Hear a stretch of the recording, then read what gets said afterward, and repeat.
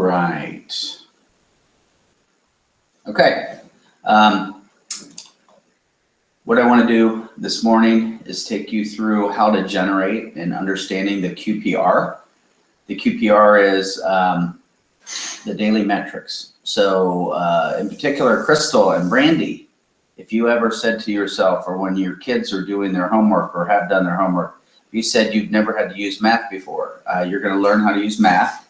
And what I will tell you, it's very, very, very easy. So maybe you haven't done that, maybe you've always been good at it, but this is a very simple calculation that we need to do that helps us run our business, and it also helps us predict how much money we're going to make 18 months in advance, believe it or not. So what it's really important to understand is what our employees are doing and what you're doing today makes a huge difference over the long run, and it's predictable. So the first one that we're going to look at is the quality, NPS. So when I send this email, you're going to see I'm giving you the metrics and how they're measured. So quality is, it says daily NPS by EE. So when I will always refer to the word employees as EE. It's just short for that.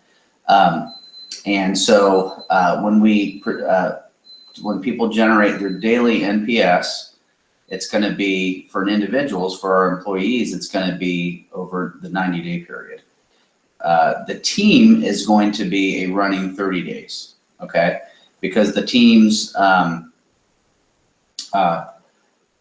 we get plenty over 30 days to see how well the teams do. We get like 75. And I think I've said to both of you that the law of large number kicks in at 34, I believe. So the higher sample size, the more accurate the prediction is. In this case, I think per month we get over 150 on average MPSs. So the teams will be accurate. But because we don't get 35 per employee, we need to take it over a longer time span. So that's where the additional comes in, or the 90 days for the EE. All right, so that's the quality. The productivity is a simple formula, okay? It is revenue. So the total, there's a productivity report that will be sent to you each day, and it's going to show you the total revenue that you scheduled. Then you're going to subtract the wages, your wages paid.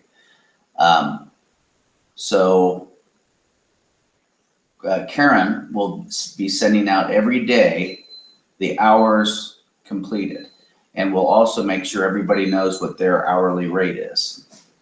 So Karen's going to send out, here's your hours month to date.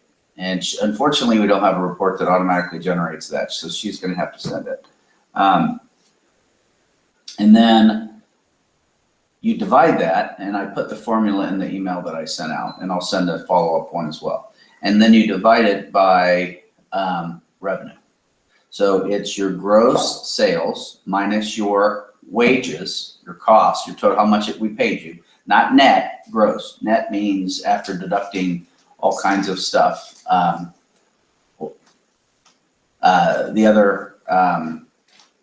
So it'll be your gross wages before taxes, before things withheld. And then you divide it by the revenue. So you go revenue minus wages divided by revenue, and then you're going to make it a percent. And what that's telling us is your gross profit. So your gross profit is everything that we've made from you less, I mean, before we've paid any expenses. So we have to pay Karen, we have to pay me, we have to pay for rent, we have to pay Molly Maid for the conventions. There's a lot of expenses that we have to pay. So the gross profit is before paying any of those expenses. Then the net profit is what's left over after your gross profit pays all your expenses. So this last month we had 0. We actually lost, I think, 4,000 is going to be where no, we lost 9,000. Our net income was 9,000. Doesn't sound good, but that's pretty darn good for a January. And in addition, we would have actually done better than that, but we went over in advertising, which is an expense. So, you know, that's all good. So the third thing that we're going to look at is reliability. We still have some things to work out with reliability.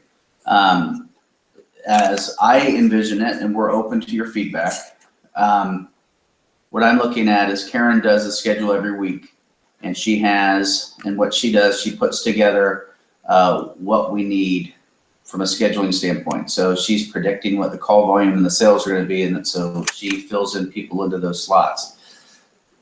The big key with that is we need cooperation from everyone, because there are some times that are much more needed than others as far as having people here. So that is one reason why we're going to be open to some people logging in from home for an hour or 2 hours if we're really busy.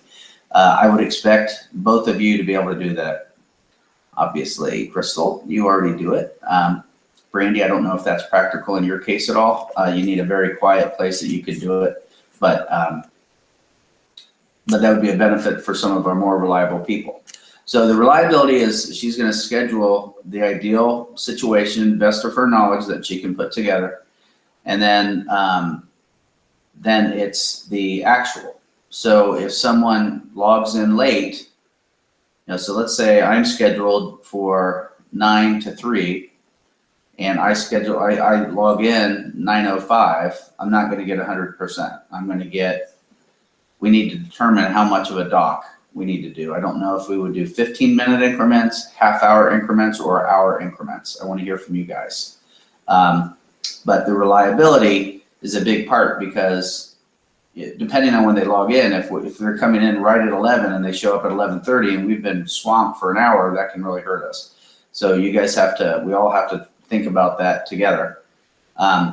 So that formula is going to be the scheduled hours divided by the actual hours. And Karen will be sending out daily the actuals for the previous day. And so the way we're going to do this is we're going to start just getting this information together. At some point, Matt is going to be able to calculate most of this automatically by himself, and we're just going to get the reports. But until then, we need to manually do it. So, and then we need to work together to make sure that our employees understand the importance of this.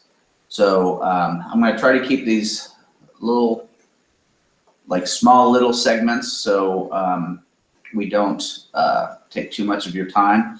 But so this is the first one as far as the QPRs that we can start working together. And then today I'm going to work with Karen to start getting some of this stuff sent out. And hopefully by the end of this week, we'll start working with you guys on how to generate them.